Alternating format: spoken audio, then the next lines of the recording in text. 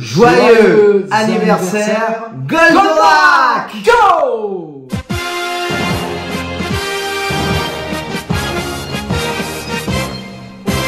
Accours vers nous, prince de l'espace, viens vite, viens nous aider. Bonjour, bonjour, bonjour les amis, j'espère que vous allez bien. C'est une journée exceptionnelle, attention, journée exceptionnelle, et je suis avec quelqu'un d'exceptionnel aussi. Bien sûr, vous l'avez reconnu, c'est Enrique, le premier chanteur de Goldorak. Et pourquoi c'est une journée exceptionnelle, Enrique? Eh ben, en fait, jamais j'aurais imaginé ça, Franck, mais ce sont les 45 ans de la sortie en France et peut-être en Europe d'ailleurs, parce que ça nous est arrivé du Japon, mais vous le savez aussi, c'est ça, de Goldorak. Première diffusion. On est aujourd'hui le 3 juillet 2023. Yes. Et est arrivé sur les écrans Antenne 2 à l'époque, Récréa 2, le 3 juillet 1978. Yes. Ça a débarqué, c'est le cas de le dire, comme un ovni. Ah ouais. Et depuis 45 ans, Goldorak ne fait que bouleverser les vies, et notamment bouleverser la tienne. Ah, la mienne complètement. Et je le dis souvent, tu vois, mais je le dis, mais comment est-ce possible? C'est un miracle, hein? Ah oui. Parce que un miracle, mais dans le sens majestueux, magique, pour des millions de passionnés, d'amoureux, à la fois, je dirais, des génériques de dessins animés, mais aussi du dessin animé lui-même et du système manga qui n'existait pas à l'époque, il faut le dire. Parce que quand c'est sorti, effectivement, le 3 juillet 1978, bon, ben, j'ai pour habitude de dire qu'il y avait des canards, des souris, des ours. On avait Saturnin, la Sidonie, la maison de Toutou, c'est ça, c'est des animaux. Alors c'était charmant, c'était mignon, c'était génial, tous les Walt Disney, il faut avouer que c'est toujours génial, mais ce robot qui est arrivé de l'espace, c'était vraiment une révolution.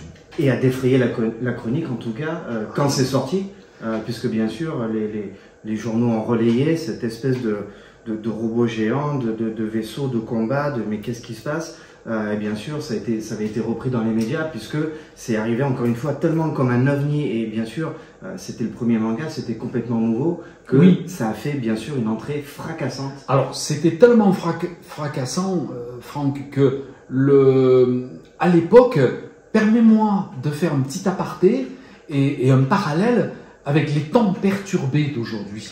Parce que, voilà, on est le 3 juillet 2023. Depuis 2-3 jours, je me permets ça.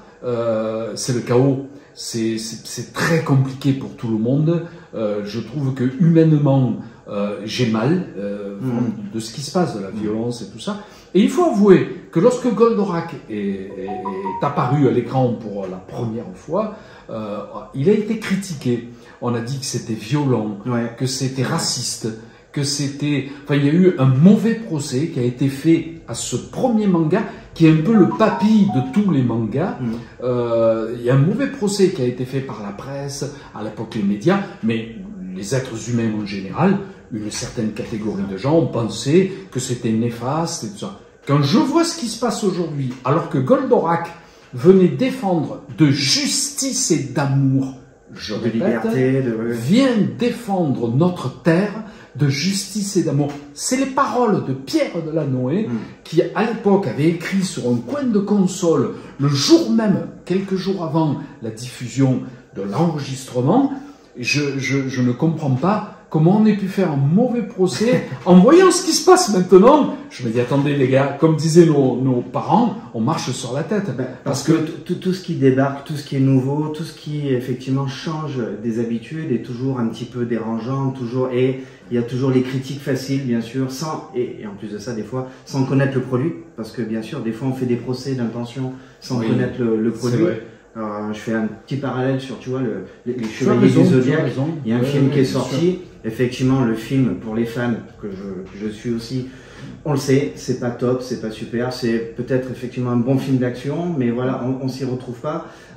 Mais par contre, pour pouvoir critiquer les choses, faut les avoir vues, faut au moins connaître, faut s'être renseigné. Tu as raison. Plutôt que de tirer, j'allais dire, sur l'ambulance avant l'heure, et surtout de pas laisser le produit au moins s'exprimer. Et puis, après, on a le droit de critiquer, on a le droit d'émettre des avis, mais pas par contre de tirer à blanc sans avoir vu les choses. Mais je comprends hein, ce que tu veux dire, en tout cas, je comprends. Mais tu as raison, à cette époque-là, quand il y a eu la diffusion, les gens ne voyaient, enfin les mal intentionnés, ne voyaient que les fulgures au poing, les astéroïdes, les lasers qui débarquaient, les explosions un peu partout, le côté un peu rugueux des images.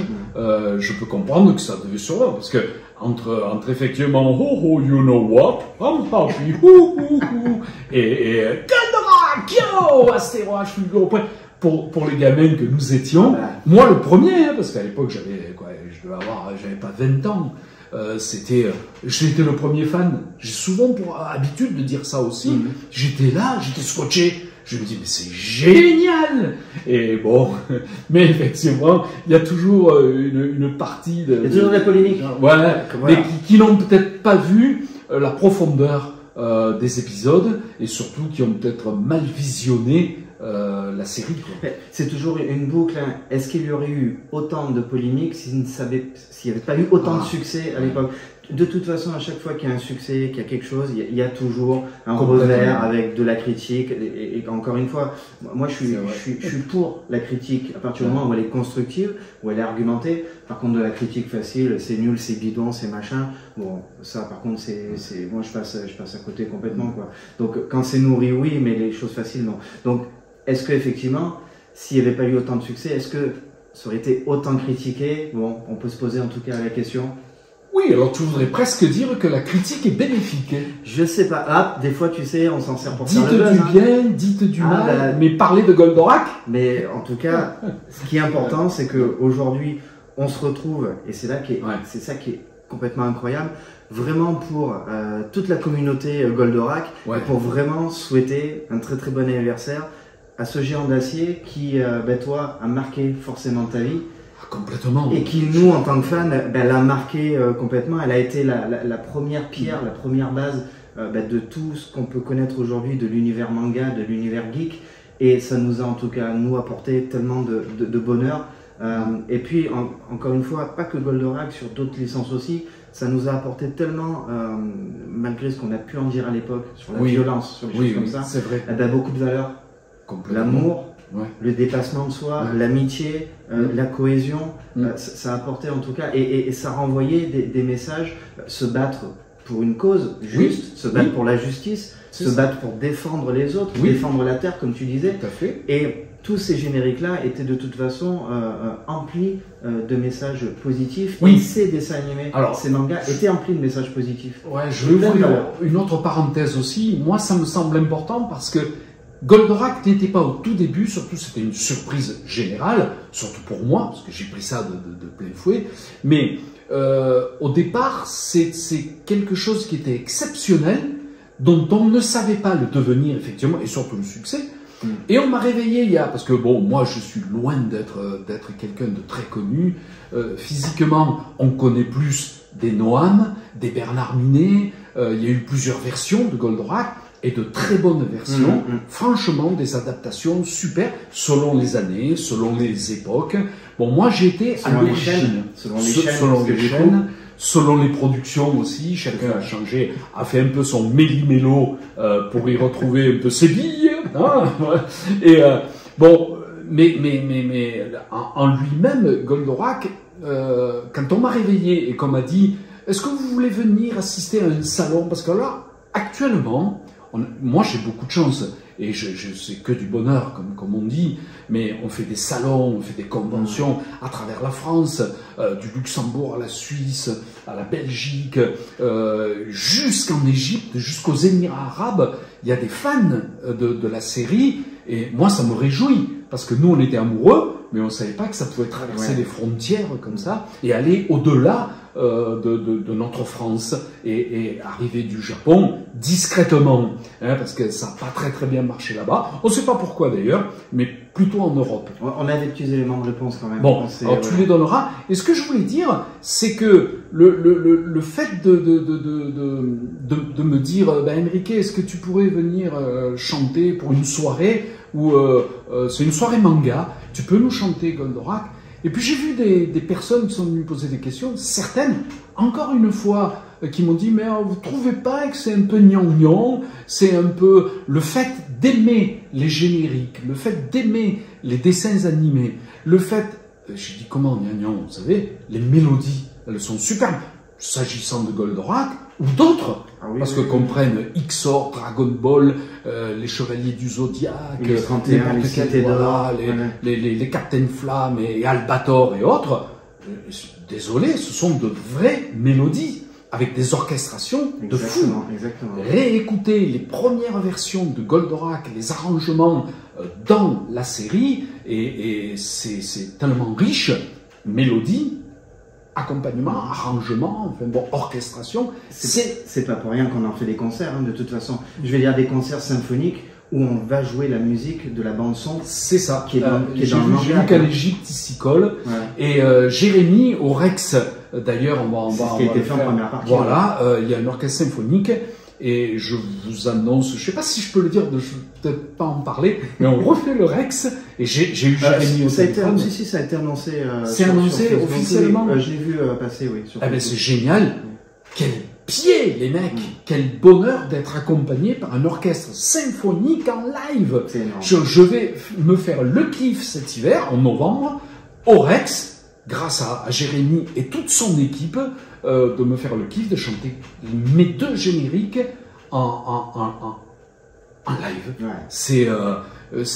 Franchement, c'est que du bonheur. Mais ce que je voulais dire, c'est que voilà, on nous disait, ouais, vous êtes pas un peu taré, machin. Moi, j'ai dit, ok. Tu te rends compte, dans les conventions, dans les salons, c'est pas à vous que je voulais dire, parce que vous le savez, il n'y a aucun quart de CRS. Il n'y a jamais eu de flicage. Il n'y a pas de violence. Vous bousculez quelqu'un, il vous dit « Oh pardon, excusez-moi, non, c'est moi qui m'excuse. » Et chacun fait sa route. On partage. On se costume, les mecs. On se respecte surtout. Et on se respecte. Mais quel bonheur de voir des gens costumés, habillés, joyeux, qui mangent des bonbons au lieu de se torcher la gueule ou enfin bon, bref, j'ai rien contre ça. Parce que on va faire l'apéro après l'interview. Hein, mais avec modération. Voilà. On est chez nous, on va boire un coup. Mais bon. C'est familial. Il y a les enfants, les petits-enfants. Je sais de quoi je parle. Je suis papy. Donc, quelque part, je me dis, vos propos ne sont pas franchement sérieux parce que c'est que du bonheur, tout ça. Et je m'adresse vraiment à ceux qui sont passionnés, à ceux qui ont dans le cœur toutes ces séries et qui ont surtout dans leur cœur 15 ans. Voilà. Parce que moi, je suis désolé. À 15 ans, ça va. Moi, j'allais dire 12, mais ça va, c'est bien. 15, c'est voilà. Et 15, c'est l'âge de la maturité, presque, on va dire. Ça commence. C'est vrai.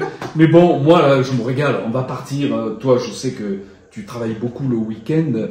Tu es réclamé. Parce que, alors lui, moi, j'adore d'abord la manière dont tu attaques tous les génériques de dessins animés, dont tu les chantes, ta presta, la voix, nickel, et je sais de quoi je parle, c'est ma vie, ça a été ma vie, mais je prends tellement de plaisir à t'écouter chanter et à revivre tous ces moments, quand tu nous les fais revivre, tous ces moments-là, que je peux comprendre, quand je me colle à Goldorak et que c'est l'original, et que j'ai en face de moi des personnes qui ont des étoiles dans les yeux et qui t'écoutent en disant ça me renvoie à mes 15 ans, à mes 12 ans, à mes 10 ans, à mes 8 ans, même quelqu'un qui m'a dit mais j'avais 5-6 ans et tout, tu t'en souviens, mais c'est incroyable. Voilà. Eh ben, écoute, ça, moi, ça me suffit. Mais ça nous a tous marqué, hein, de toute façon. Même si on était pour certains très très petits, moi j'avais 3 ans quand ça a débarqué. En tout cas, c'est incroyable. Bien sûr, dans ton esprit, tu catalogues beaucoup de souvenirs. Certains sont hiérarchisés, classifiés. Certains, bien sûr, sont un peu effacés de la mémoire parce que tu peux pas tout retenir. En tout cas, je sais que pour beaucoup, il y a des faits marquants. Lui, en tout cas, ça a été un fait très très marquant et qui a marqué au fer rouge, c'est le cas de le dire. C'est une vraie empreinte dans le cerveau. Et ça, bien sûr, conquis le cœur sans aucun problème de beaucoup de personnes. Ouais, ça a tellement été surprenant pour l'époque. Tu sais, à l'époque, il y avait 3 chaînes, hein. La 1, la 2, la 3. Et sur ces 3 chaînes-là, je me souviens, moi, quand on m'a présenté, enfin, c'était pas Dorothée qui présentait, je me souviens plus qui, il y avait une pancarte. Il n'y avait pas, parce que dedans, tu as des putains de génériques, très sympa. Je parle des génériques d'émissions. Là, il y avait une pancarte chantée par Enrique, marquée au crayon ou à la craie. Une ardoise, je crois que c'était marqué à la craie. C'était rigolo parce que très original, je trouve, artisanal. Mais bon, l'époque a évolué et tout. Et franchement, 45 ans aujourd'hui, après, je me dis, d'abord, c'est passé une allure, mais alors, comme un éclair. Comme un fulgure au point. Ouais, mais c'est toujours présent. Mais oui. Ouais. Et quand je croise les milliers, pour pas dire les millions de fans, d'amoureux, j'aime pas trop le mot fan, je préfère le mot passionné, le mot amoureux, le mot voilà. Mais en général, bien sûr, les amoureux, je vois qu'on a toujours nos 15 ans. Oui, c'est ça. Je nous vois jouer dans la rue. La flamme, elle est là. Ouais. Elle est flamme et je sais qu'elle va perdurer de toute façon pour longtemps, jusqu'à la fin d'ailleurs. Mais elle restera, oui, bien ancrée, quoi. En plus de ça, je voulais revenir là-dessus. Ce qui est fou dans les histoires des génériques, tu l'as dit en introduction, bien sûr, un générique, quand on le fait, pour toi, ça a été, on va dire, peut-être 5 minutes de ta vie, mais c'est incroyable comment 5 minutes peuvent influer, impacter, bouleverser une vie complète, puisque toi, ça a été 5 minutes de ton temps, et ensuite, bien sûr, tu es passé à autre chose. Complètement. Tu as continué ton travail, à faire ton travail de chanteur, etc. etc. Et surtout, ce qui est fou, c'est les circonstances, parce que bien sûr, à l'époque, tu étais dans le sud, avec une tournée pour Eddie Barclay. Et d'un coup, Eddie Barclay t'appelle. Bon, écoute, Enrique, rends-moi service, j'ai besoin de toi. Faut que tu montes à Paris. Ouais, mais écoute, moi je suis. Tu connais bien le. Moi, je suis dans le sud. Moi, je suis dans le sud. Écoute, je suis en train de faire les. Non, mais j'ai vraiment besoin de toi. Bon, ok, je viens. Je crois que tu montes le 1er juillet. Je crois que c'est le 1er juillet où tu montes à Paris. C'est vraiment la mort dans l'âme. J'ai vraiment.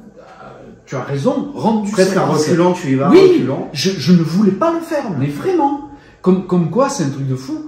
Je dis, Eddie Barclay me le demande. Monsieur Eddie Barclay, tu peux rien lui refuser. C'est un mec tellement élégant. C'était un mec élégant. C'était mon producteur. Il m'a appelé personnellement pour me dire, non, t'es mon petit Enrique, t'es obligé de me rendre service. Il n'y a que toi qui peux me dépatouiller ça.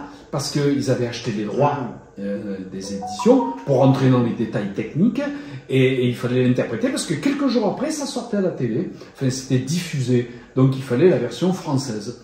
Et il se trouve que j'ai tourné sur un podium dans le sud-ouest avec des amis, Marcel Coffy qui avait mis en place ce podium, que je le salue parce que je sais qu'il va sûrement nous écouter une voix. Salut Marcel.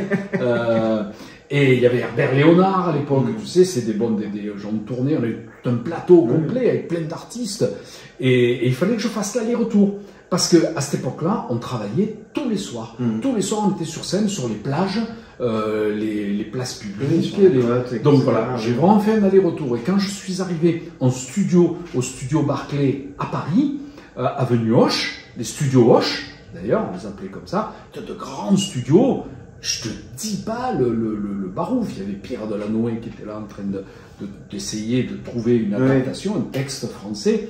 Je trouve que là, il a frappé un grand coup parce que d'abord, Pierre Delanoë, sacré bonhomme. C'est, écoutez, c'est simple. Pratiquement 50%, pour pas dire les 3 quarts si on exclut les Barbeliviens, les Goldman, les quelques les Lemel, bon, qui ont écrit des trucs extraordinaires et qui ont fait beaucoup pour ce que vous avez dans les oreilles, Pierre Delanoë est à 50%. Il en a écrit tout ce que vous entendez à la radio, incroyable. C'est quelqu'un de très prolifique. Et je veux dire, il a vraiment écrit un truc qui correspondait, qui était juste et qui était très chouette, un vrai texte. Mine de rien, quand tu as débarqué dans les studios, tu t'es pas dit c'est curieux qu'il y ait autant de moyens pour. Mais qu'est-ce que je vais faire là avec. Je suis arrivé, il y avait les Japonais qui étaient là, je connaissais personne bien sûr. Il y avait les ingénieurs du son, il y avait Pierre Delanoë, les musiciens, tout était prêt. Et à l'époque, on avait des petits prompteurs, comme des petits téléviseurs. C'était pas les plasmas de maintenant, où tu vois, karaoké, tu prends le micro, il y a les paroles qui défilent. Pas du tout. On m'a montré un épisode sur un petit écran comme ça, un petit téléviseur. Wow, j'étais là. Je dis, mais qu'est-ce que c'est? Mais je te promets. Alors là, pour le coup, j'ai pas trouvé que c'était violent, c'était pas le truc. Mais je dis, c'est génial. Mais qu'est-ce que c'est? Alors tout en japonais, bien sûr, rien de fait. J'ai vu l'épisode japonais qui était diffusé au Japon.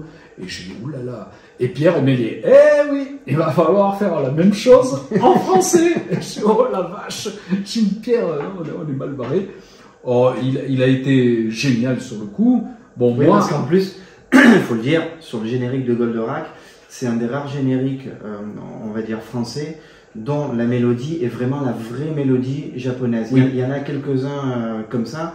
Il y a celui de Bioman de Michel Barouille, Oui. la version de Michel Barouille. C'est la mélodie, c'est le vrai générique japonais, qui est bien sûr chanté en japonais et qui a été réadapté en français. Juste, on a mis des paroles en français. Le fameux Bioman. Ouais, exactement. Bioman. C'est ça.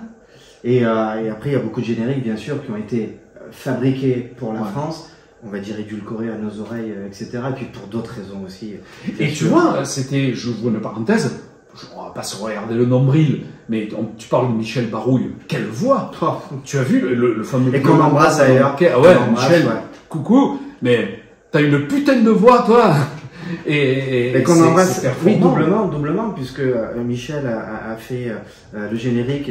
Il y a un film aussi qui est sorti en France, c'est Goldorak et les deux Mazinger, et c'est Michel qui avait été appelé pour chanter cette version-là. Et puisqu'il se retrouve avec vous, bien sûr, au Grand Rex. Tout à fait. Il fait partie de l'équipe de la nuit Goldorak Experience.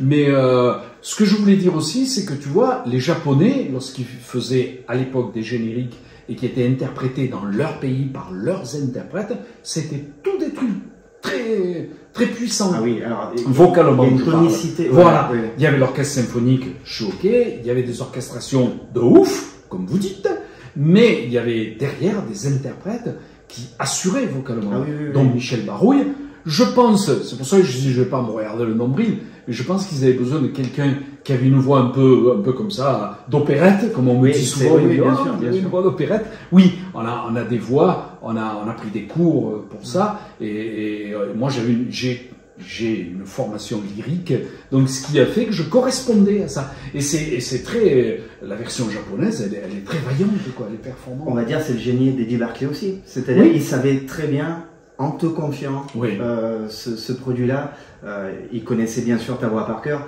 donc il savait très bien, parce que je me doute qu'il avait vu le produit, qu'on lui avait sûrement présenté, sinon il t'aurait pas envoyé là-bas, et il savait très bien qu'en t'envoyant là-bas, tu allais parfaitement correspondre à ce qu'ils attendaient, donc je pense que là aussi, lui de son côté, il y a le génie Barclay bien sûr derrière. Oui, son génie et son rôle, ça a été effectivement de créer ou d'accompagner et de croire dans des gens formidables comme Daniel Balavoine. Bon, il avait dans son écurie des Bernard Lavilliers, des Aznavour. Il y avait du monde. Tout ce qui constitue aujourd'hui les gros piliers de la variété française et de la culture française. Tout à fait. Pratiquement, encore une fois, les trois quarts du show business, c'est Barclay qui produisait tout ça. Et c'est vrai qu'il s'est dit, bon, j'ai quelqu'un dans mon équipe, il croyait en moi. Mais à l'époque, franchement, je lui ai rendu service. Parce que moi, c'est pas que je n'y croyais pas. Je me suis dit, j'étais pas fait pour faire ça. Ma vie, d'ailleurs, quand je croise, je me dis, qu'est-ce que vous avez fait comme autre générique? J'ai fait que Goldorak. J'ai fait que ça. Bon, j'ai eu la chance de chanter la musique du film Superman, Oui, c'est vrai, aussi, aussi, ouais. la version de Christopher Reeves.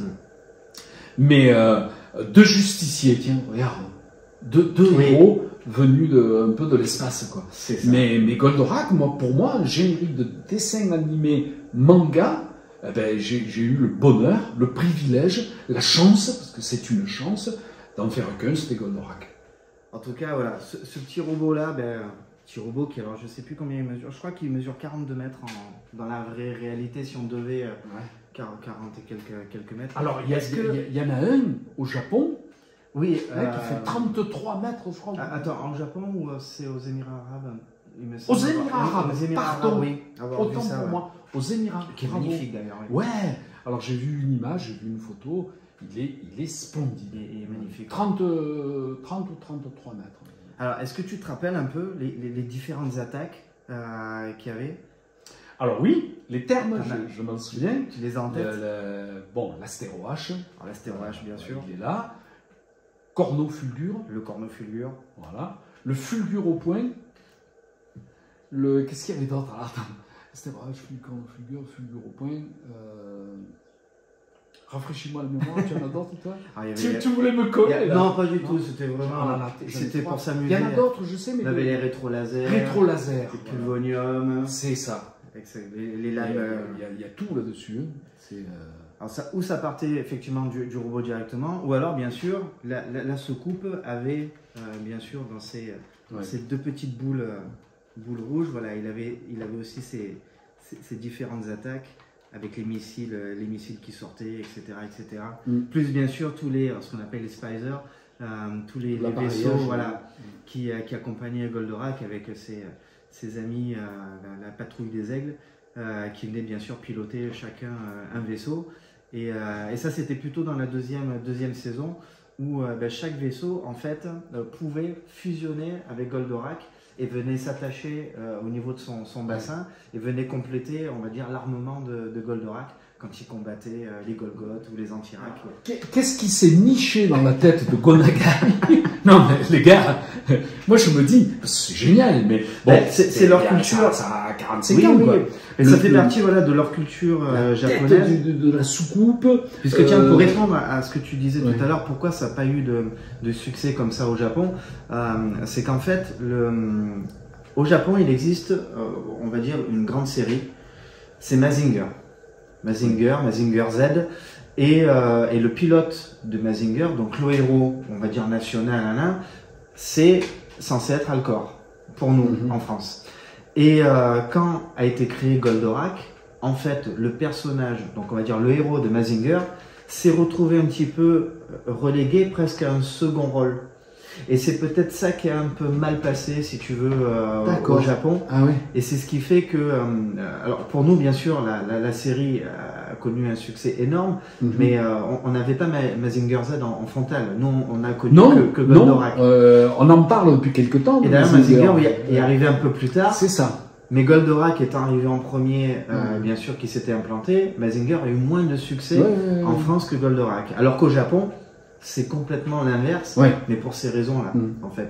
Certains Japonais ont un peu mal pris le fait que le personnage principal de Mazinger Z soit un peu relégué. Bon. En japonais, Goldorak, c'était plutôt Grandaiser. Ce qu'on entend bien sûr, dans la VO. Et robot, puisque c'est un robot quand même au départ, c'est UFO. C'est ça. Le terme. Tu vois que je suis pas nul totalement. Ah mais c'est exactement ça. Ouais, petit à petit, j'ai appris plein de petits trucs. Mais le personnage, l'enveloppe, les épisodes et tout, c'est tellement sympa, complexe pour ce qui concerne l'armement, parce qu'à l'époque, cet armement-là... Même au niveau du design, c'est toujours pareil. Nous, quand on voit débarquer ça, il y a quand même un design très particulier. Bien sûr, un robot qui rentre dans sa secoupe. C'est ça. C'était particulier, la transformation, parce qu'actuellement, il y a des transformers, des choses comme ça. Chorégraphié aussi, parce qu'on a parlé pendant des décennies et des décennies du fameux transfert d'Actarus qui passe, bien sûr, dans son fauteuil de sa tour et qui va, bien sûr, descendre pour arriver on va dire, dans le museau de Goldorak, et qui, pour ce chemin-là, entre les deux, fait 2 tours de siège. C'est ça. C'est le Mais grand pourquoi, mystère. voilà, mais pourquoi ces 2 tonnes de siège?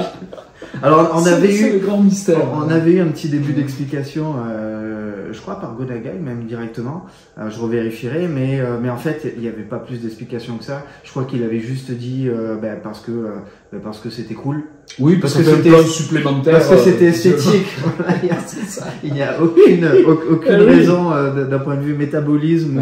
Voilà. Souvent, c'est le cas. On va chercher. Mais c'est rigolo parce que oui. du coup, et c'est ça qui est génial, grâce aux fans, les fans ont essayé d'émettre des théories, tu vois, mais pour le fun, pour s'amuser, en disant que quand il descend, à un moment donné, comme il y avait des rayons radioactifs, donc il fallait que le siège d'abord se mette à l'arrière pour protéger Actarus. Enfin, bon, voilà, il y a des choses comme ça qui sont assez sympas. Mais voilà, ça a donné lieu à tellement de discussions, mais bien sûr bon enfant. Oui, bien sûr. Toujours dans le partage et dans, bien sûr. Et en tout cas, voilà, on se retrouve là, encore une fois, pour l'anniversaire. L'anniversaire de Goldorak. Yes. Et lui, il est articulé là, Alors, on a l'articulation ici pour le faire tenir. D'accord. Mais voilà, c'est juste le socle ici, la tige pour le faire tenir. Mais sinon, oui. Il est magnifique. On peut complètement l'articuler. Ça, c'était une toute dernière version qui était sortie, qui est plus récente que celle-là. Ouais. Mais oui, qui est tout aussi celui-là, je l'ai. Tout aussi sympa. Ouais. On avait le fameux grand Goldorak de 60 cm, tout en plastique. Et on a été beaucoup, bien sûr, à l'avoir celui-là. On m'en amène beaucoup pour que je les signe. Voilà, bien sûr. C'est ça, ils font. Là, il y a Actarus. Il fait 60 cm, celui-là. Voilà, pareil. C'est à peu près le truc. Alors, il y a effectivement, il y a tout la avec le point d'un côté, et une espèce de bras avec des espèces de lance-missiles. C'est ça, des petits missiles. Ouais, c'est ça. Certains les ont perdus d'ailleurs, ou en jouant, on les a égarés. On voit, alors bon. On trouve rarement des robots complets. C'est ça. Je vois parce qu'il y en a qui les refont ça aussi. Ah oui, en 3D. Grâce à la magie des imprimantes laser et compagnie, il y en a qui arrivent à refaire pour compléter, etc. quoi. J'ai aussi, de ce côté-là, on va en parler, bien sûr, le CD d'Enrique. CD que tu as refait. Oui. Avec, bien sûr, pratiquement à l'identique. On retrouve à Courvernou et bien sûr, va combattre ton ennemi. Oui. Si ce n'est que tu les as réenregistrés. Oui. Pour notre plus grand bonheur. C'est ça. J'ai rechanté, mais tu sais, j'ai essayé parce que, en fait, ce qu'on veut retrouver, moi le premier, hein, vous n'êtes pas les seuls, je vous ai dit, je suis fan aussi, red dingue.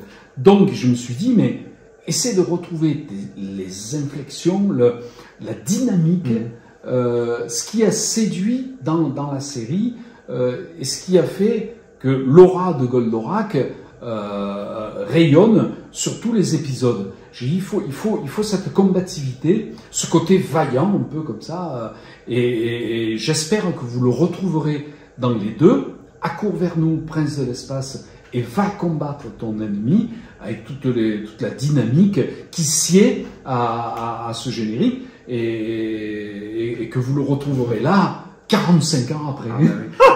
Et en plus de ça, tu en as parlé tout à l'heure, tu as interprété aussi le générique de Superman. Oui. Et il est aussi sur le CD. Ouais, il est en bonus. Alors lui, c'est carrément...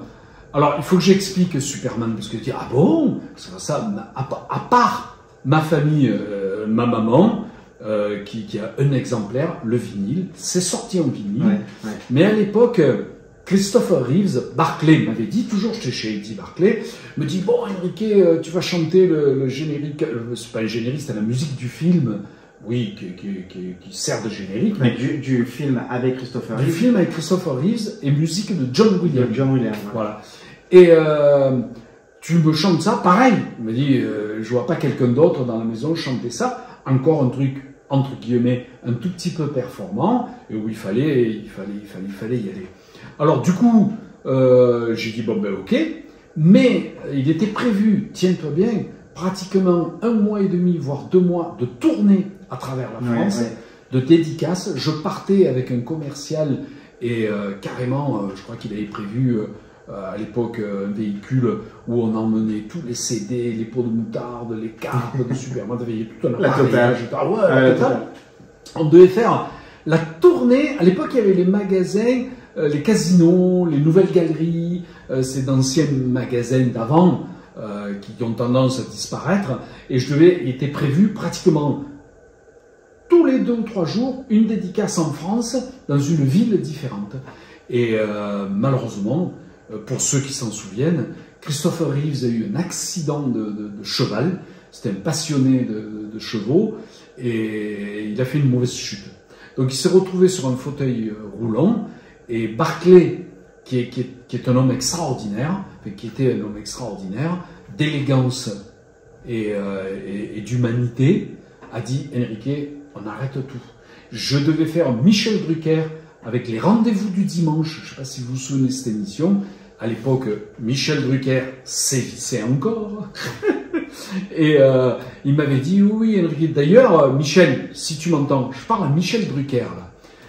Tu m'avais dit, il y a 45 ans, parce que c'était en 78 aussi, et 79, Goldorak et Superman, que c'était pas grave, parce qu'on a annulé l'émission. Christopher Reeves devait venir à Paris, je devais me retrouver pour chanter le générique devant Christopher Reeves, qui venait faire la promo chez toi de son film, de Superman, et tu m'as dit, bon, ben c'est pas grave, je te reprendrai plus tard, si on pouvait le faire avec Goldorak. Il n'est pas trop tard. Alors, il n'est pas trop tard. Il n'est pas trop tard, là c'est les 45 ans, mais ne t'inquiète pas. D'abord, je te souhaite un prompt rétablissement, parce que je sais qu'en ce moment, tu traverses une période difficile, mais je suis sûr que tu vas revenir à fond, et que la France t'attend, tes téléspectateurs, tous tes fans t'attendent, et que peut-être on le fera avec Goldorak, puisque tu me l'avais promis, et je sais que tu n'as qu'une parole, et tu es assez honnête de ce point de vue-là. Voilà, ça c'était la parenthèse refermée. Donc tout a été annulé, et Barclay m'a dit, mon petit Enrique, on va envoyer les disques au pilon. Et ils ont envoyé à l'époque, je sais pas moi, 50 000 ou 60 000 vinyles au pilon. Il doit en rester quelques-uns dans les brocantes, si vous les trouvez, et ma maman doit en avoir 3 ou 4. Mais voilà, c'est fou, moi, j'ai pas de bol avec les héros. Ah si, quand même, si, ouais, quand même, parce que... Non, mais je plaisante, mais c'est tellement anecdotique, tous ces trucs qui me sont arrivés, pratiquement dans la même année, hein. 78, 79, c'était... le marché l'une sur l'autre. Bien qu'après on se pose la question, justement, parce que l'accident de Christopher Reeve est arrivé vraiment dans les années 90, et, ou 80, j'ai plus la date en tête, mais en tout cas bien après ça, et on se pose souvent la question, Eddie Barclay effectivement a dit que il y avait eu un souci, voilà, peut-être d'accident avec Christopher, mais en tout cas la date correspond pas avec le vrai accident et la vraie grosse chute qui l'a rendu paraplégique complètement, et du coup on se pose vraiment encore aujourd'hui la question, qu'est-ce qui s'est passé? Pourquoi? Est-ce que c'était un vrai motif? Est-ce qu'il n'y a pas une raison autre? Parce qu'on ne sait jamais, bien sûr à l'époque, entre les droits musicaux, les choses comme ça, est-ce qu'au dernier moment, peut-être il n'a pas eu les droits complets et finalement tout le travail qui avait été fait, ben, il n'a pas pu l'exploiter? Est-ce qu'il y a une petite zone en tout cas de flou on en a à ce niveau-là? Comme c'était, tu te doutes bien, il y a 45 ans, autant je me souviens qu'il m'a appelé pour me dire on envoie tout au pilon, on arrête la promo. Donc à quelques mois après, voir la période, est-ce que c'était la promo avant, le film sortait après? Est-ce que le film... Je sais pas, parce qu'à l'époque, moi je tournais beaucoup, j'étais souvent, tous les jours, on chantait sur des podiums, il y avait des cabarets, il y avait beaucoup de représentations il y a 40, 50 ans, ce qui n'est plus vrai maintenant, parce que quand il y a quelques manifestations, à part des tournées qui partent avec de grosses stars, mais avant tout le monde travaillait, il y avait des manifestations un peu partout. Et au niveau de la période, on en a parlé avec Eddie, qui a été le premier à soulever ça, et Eddie m'a dit Enrique, ça correspond pas, et tout. Je dis, oui, c'est vrai, t'as raison, chaque fois que j'en parle, mais je sais qu'il y a eu ce truc-là, à cette époque-là. Est-ce que c'est la vraie raison, le fait de son accident? Est-ce qu'il a tout stoppé pour ça? Est-ce qu'il n'y a pas effectivement une autre raison concernant les droits d'édition, de production, de diffusion? C'est c'est très compliqué dans le domaine, voilà. En fait, il y a que, malheureusement, il n'est plus là pour en parler. Ouais. Je pense qu'il y avait que Eddie Barclay qui a la clé. Ouais. Ou son responsable des éditions à l'époque, ou de production à l'époque. Je le saurais, mais il faudrait que je retrouve, tu te rends compte, tous les gens avec qui je travaillais à l'époque, qui s'occupaient, mes directeurs artistiques et tout, qui s'occupaient de ma carrière discographique. Mais la vraie raison, je sais que tout était prévu, on partait en tournée, machin, tout a été annulé, et on m'a dit, il y a une mauvaise nouvelle, voilà, et j'ai appris donc qu'il était sur un fauteuil roulant, qu'il avait fait une mauvaise chute de cheval. Mais c'est vrai que les périodes, on va dire à 2 ou 3 ans près, ça correspond pas. Un peu plus même. Même plus. Bon, parce que Eddie m'avait dit, ouais, il y a quand même 4 ans de différence, il m'a dit, entre... Ouais, mais il y a une flou, parce que finalement, il a fait le 2, le 3 et le 4. Donc il a continué à tourner. Et vraiment, est-ce que c'est vraiment dans pas... les années 90 qu'il a eu son accident. Est-ce que c'était pas le 3e Superman ou le 4e Superman? Parce qu'il y en a eu beaucoup. C'est un peu comme les James Bond. Tu sais, il y a tellement eu... Ou les Indiana Jones. Voilà. Il y a tellement eu... Qui est dans l'actualité, du coup. Oui, bravo. Il y a eu Bon, ils ont changé d'interprète, ça arrive, c'est pareil pour Superman. Beaucoup l'ont joué comme Spider-Man. Oui, bon, voilà. Donc, je saurais pas dire. J'avoue, pourtant je l'ai vécu, tu vois, mais c'est passé tellement vite qu'à 2, 3, 4 ans près, je sais pas si c'était le 2e, le 3e, le 4e, voilà. En tout cas, je dis peut-être une bêtise quand je parle du début de Christopher Reeves. Il en était peut-être à son 3e Superman. Mais bon, je me souviens plus. Je sais que c'était la musique de John Williams, d'ailleurs. Oui, ça c'est... Dans tous les Superman. C'est vraiment le thème principal. C'est ça, c'est ça. Et récemment, j'ai rencontré, c'est un truc de malade, et ce serait intéressant peut-être dans l'avenir, voir si on peut arriver à faire la rencontre des deux. J'ai rencontré, on va dire Superman, c'est-à-dire que j'ai rencontré en fait un des acteurs du film, du premier film, Superman, il y a à peu près 3 semaines. Et donc c'est Jeff East qui interprétait en fait dans le film Clark Kent adolescent, c'est-à-dire la période qui est à l'université quand il est jeune. Ah ouais.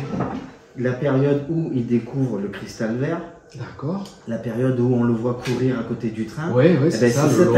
Voilà. Donc cette image. Bien sûr, ils avaient pris un acteur différent que Christopher Reeves, bien sûr, pour avoir un acteur plus jeune et pouvoir faire la passation de génération. Et ben c'est cet acteur-là qui est toujours vivant et que j'ai rencontré en convention il y a à peu près 3 semaines, un mois. Et alors, un rêve de gosse, j'ai rencontré, on va dire, c'est mon Superman de mon époque. Donc ça serait vraiment incroyable, peut-être dans l'avenir, d'arriver à trouver le moyen de voir avec les organisateurs pour vous retrouver. Lui, il est encore, parce que je pense qu'il va revenir encore en France pour te retrouver toi avec lui, le chanteur du générique de Superman en France, c'est incroyable. L'acteur, un des acteurs qui a joué dedans et qui a joué Superman, qui a joué Clark Kent jeune, ça serait vraiment génial, moi je trouve, à faire, quoi. Ça serait vraiment un truc super. Donc pour les organisateurs, si vous nous entendez, en tout cas, je pense qu'il y a un petit quelque chose à faire de sympathique. C'est une très bonne idée. En tout cas, tu te rends compte, moi aussi. Il doit être même plus jeune que moi, légèrement, mais parce que cette époque-là... il a 73, je crois. Non, il est plus âgé. Dans ces oui, c'est normal, puisque moi j'étais ado aussi à l'époque. D'accord. Et il est d'une gentillesse. Il est d'une gentillesse. Je l'ai vu faire, ne serait-ce qu'avec moi, mais aussi avec le public, etc. Il donne beaucoup de son temps. Il est d'une douceur. Oh là là, il est vraiment hyper charmant, quoi.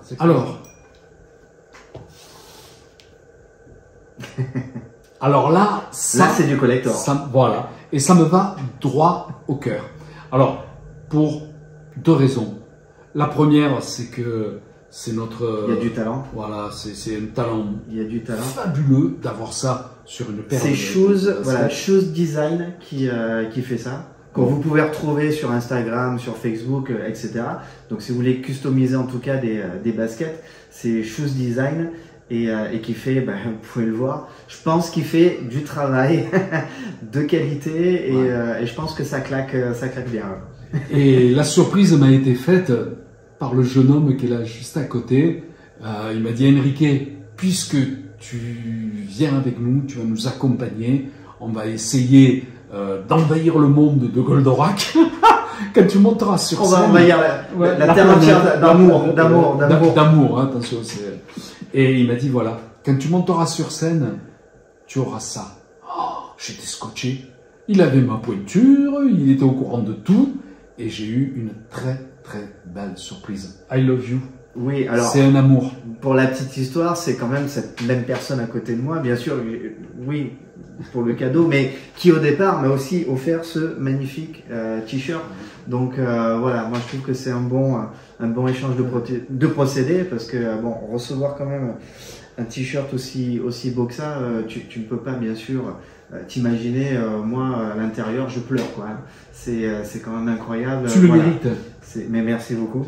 Et tu méritais mille fois de pouvoir arborer les couleurs de Goldorak, en tout cas en concert.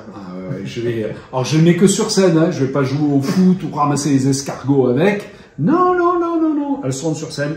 Si vous venez nous voir, si j'ai la chance de croiser votre chemin lors de justement de manifestations, vous savez que j'aurai ça au pied. Merci Franck. Et après, je veux pas pousser à la consommation, mais regardez, juste un kiff comme ça, pour les vrais fans de Goldorak, hein, vous faites une commande à Shoes Design avec des chaussures spéciales Goldorak, et ensuite, vous venez en convention pour vous faire dédicacer par Enrique le deuxième côté. Et ça serait pas classe, ça serait énorme. Je pousse pas à la consommation, mais en tout cas, si vous voulez faire ce genre de choses, contactez Shoes Design de ma part, Franck Animé Live. Oui. Et je pense qu'il y a des choses à faire. Je dirais, n'hésitez pas spécialement avec Goldorak, si vous voulez du Goldorak, bien sûr. Mais si vous avez une autre série qui a une petite place dans votre cœur, et je pense qu'il fait ça aussi. Pour moi, il a fait en tout cas deux chaussures avec Senseiya d'un côté, Dragon Ball de l'autre. Et encore d'autres paires qui sont en préparation. Il fait ce que vous voulez de toute façon, et vous avez vu, il a vraiment un talent fou quoi. Shoes Design.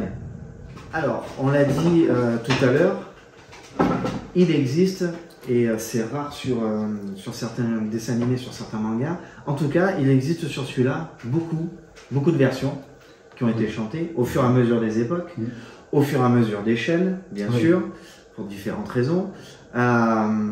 Tu connais forcément, pour les avoir entendus déjà, ne serait-ce qu'au Grand Rex, etc. Mais bien sûr, tu connais les autres versions. Ouais, pratiquement. Est-ce qu'il y en a une qui vraiment, pour toi, sort du lot, une que tu aurais peut-être aimé chanter, et une vraiment que tu trouves très très sympa? Ça peut être à la fois sur la mélodie, ça peut être à la fois sur la façon de l'interpréter, voilà, c'est complètement open. Écoute, ça va surprendre beaucoup de gens, parce que je n'en ai jamais parlé, et ta question est excellente, tu fais chier. Mais je dis toujours la vérité. Donc moi je parle avec le cœur, et mon cœur m'amène à Noam. Pourquoi ? Il traverse tout l'univers, qui est-il? D'où vient-il? C'était tout en douceur, tout en beauté, différent de ce que j'avais fait. C'est pas un truc copier-coller, tu sais, comme on dit, une imitation, où on va essayer de faire pareil, en mieux ou en moins bien, je sais pas. Non, c'est différent. C'est Pierre Delanoë aussi. Aucun générique, de toute façon, de Goldorak ne se ressemble. Chacun a sa propre identité. Absolument. Et je trouve cette mélodie très jolie, très chouette. C'est Goldorak le grand. C'est vrai qu'elle contraste, en tout cas, l'interprétation, la musique, comme tu le dis, qui est extrêmement douce, et l'interprétation, pareil, de ce qu'on connaît de Noam et de sa façon de chanter, effectivement, contraste complètement avec l'univers du dessin animé et du manga lui-même, et puis effectivement, contraste avec les autres versions qu'on a pu connaître, qui sont plus Oui, punchy. Punchy, oui. Mais je rajouterais, tu vois, Franck, je t'ai dit que j'étais honnête et que je disais tout. En plus, au-delà de la chanson, dont le texte est de Pierre Delanoë aussi, et franchement, c'est un beau titre, le personnage. Noam est un mec bien.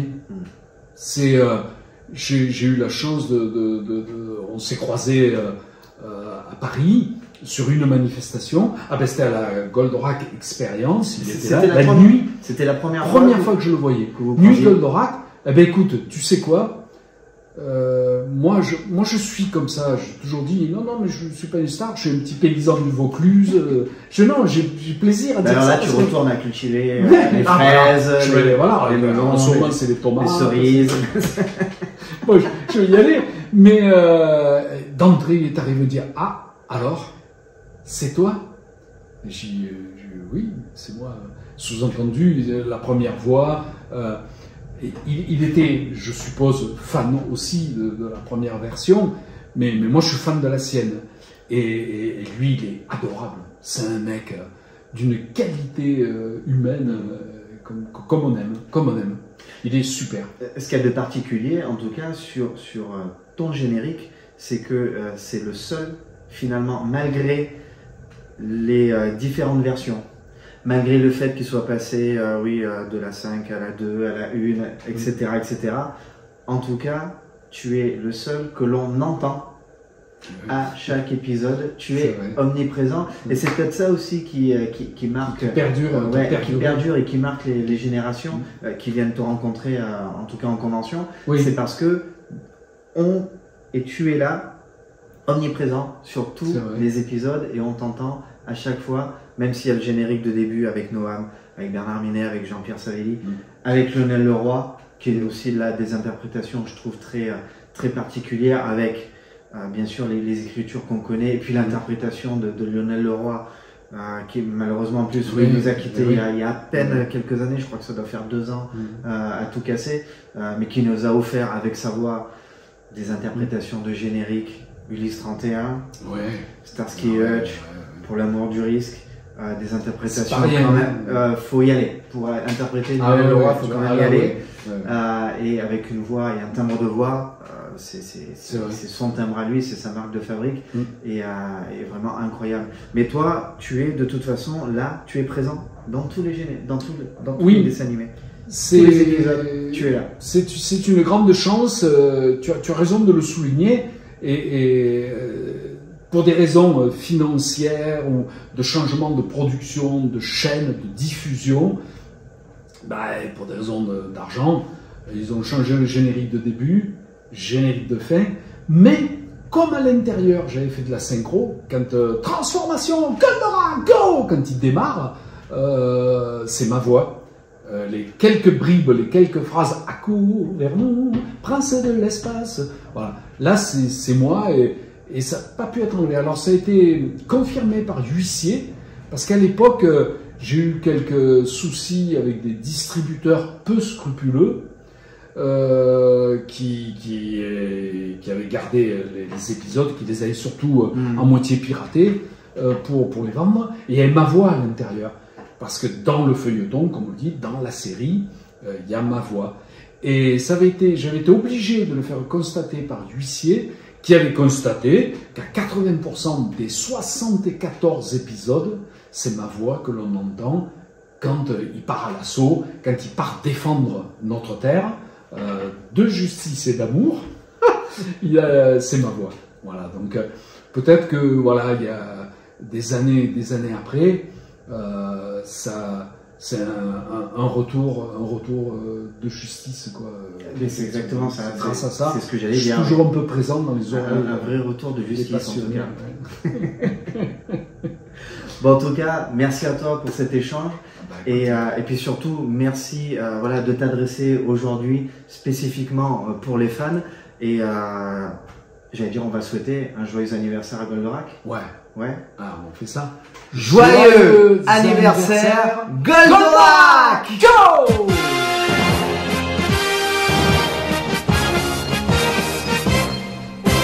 Accours vers nous, prince de l'espace, viens vite, viens,